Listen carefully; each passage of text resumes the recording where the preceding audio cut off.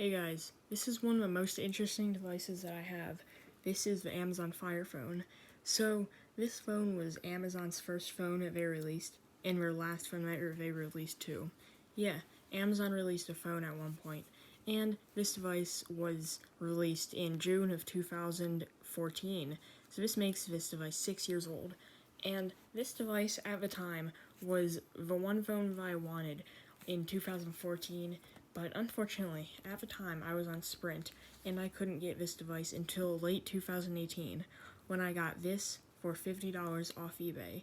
And Amazon was still selling OEM cases at the time, so I bought this for $20 off of Amazon too. So, what is this device, really? It is Amazon's attempt at a phone, and it failed very badly. So you might be thinking, how many cameras are on this phone, and why? Well, there are 5 cameras on the front of the device, and 1 camera on the back. The 5 front cameras were not for any wide-angle stuff. It is actually for this.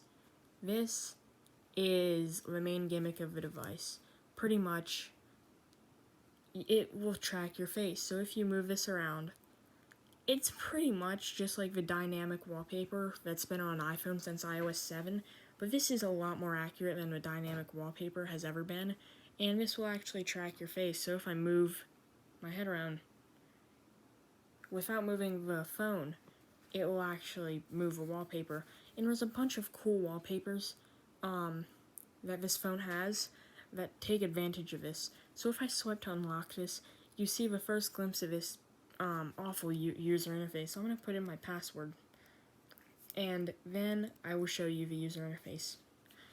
This is the same user interface as Kindle Fire devices, and why Amazon chose this for their phone, I have no clue. So, I've used this device for a while. I used to use this a lot in 2018 and 19, but every time I just keep getting reminded of a Nexus 4 and I go to use that instead. Well, the main thing is, if I go down in the settings, this is obviously just a fork of Android, and this is not real Android. So, if you look here, this is the control center. And look at that fade animation that they use. I hate it. There's no real good animations with this, and it's just weird in general. This entire phone, like, let me go to the carousel screen. It uses motion, so you can open this, and then it doesn't really work to close it, or now it worked. You can also like tilt it or like look a different angle, and it will show you. Yeah, look, it'll show you a new app or a new paid app for free every day. That kind of stuff. You know, it's just a big gimmick. But this was really cool at the time. Now, we had no fingerprint scanner and no face detection on this device. We had passwords, and at the time, latest iPhone, the 5S, and the at the time latest Samsung phone, the S5, both had fingerprint scanners. And this device was competing directly against them with a price tag of $650 at launch to just really settle in that this device is not great. So, one of the things that Amazon was always boasting about was this, I believe, 550 nit display.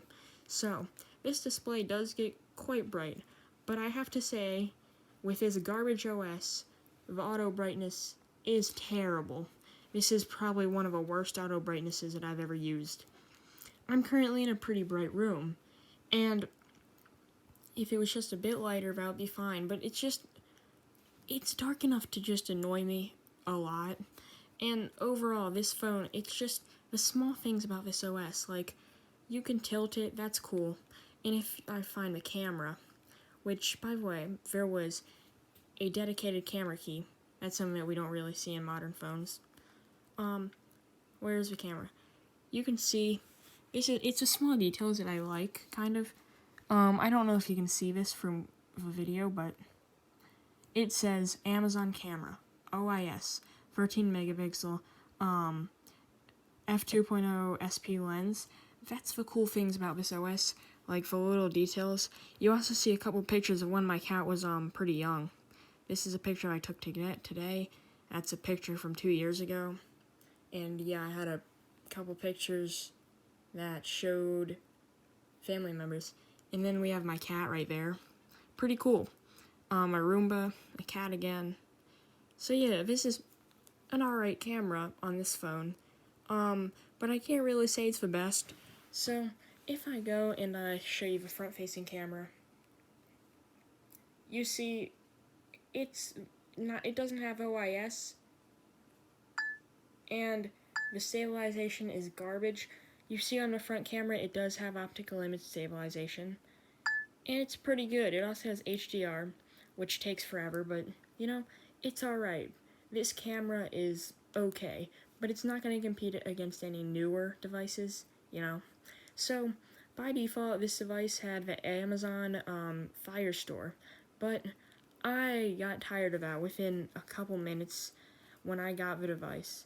And how do I go? Okay, here's apps. I got tired of that within a couple minutes. So I realized that the Twitter version that I could get was from 2015 or 14, I believe. So I went and I figured out how to get Google Play Store on this, as I did a little while before that on my Kindle Fire in 2018. And Google Play Store works surprisingly good on this. So if I go here, now this phone was usable completely in 2018, but now it's not really usable. It's not that fast, so I'm going to go to the browser and just show you a couple speed tests. So I'm going to go to, of course it goes to Amazon stuff. Alright, I'm going to go to apple.com. So this is using Bing and Amazon's Silk browser. I think you can get Chrome on it. But as you see, it's not the fastest, but it's also not the slowest. So you see, you can get Chrome on it, and that's going to be faster. I'm not sure if I have Chrome on this, but yeah, now let's go into Instagram. And I'm just going to make sure that no one's face is showing on this first. Alright, there's no one's face. So I'm going to close out of this. You can see it's not bad, you know? It's pretty good. You can definitely use this like as a day-to-day backup phone, or even if you want just like a basic phone that's not going to be, like if you have like a tablet, you can get this as a basic phone that does what you need, you know? This is a good phone, but really, why don't you just buy an Nexus 4 or 5 at this point? They're about the same price, but in general, this phone is alright, but the interface just sucks. I wish they used, I really wish that they used Android, and also the battery is okay on it. I frequently have to charge it because, I let this phone go for months without charging it because, yeah, I just don't use it that much. Also, why do I have TikTok installed on that? I don't use that.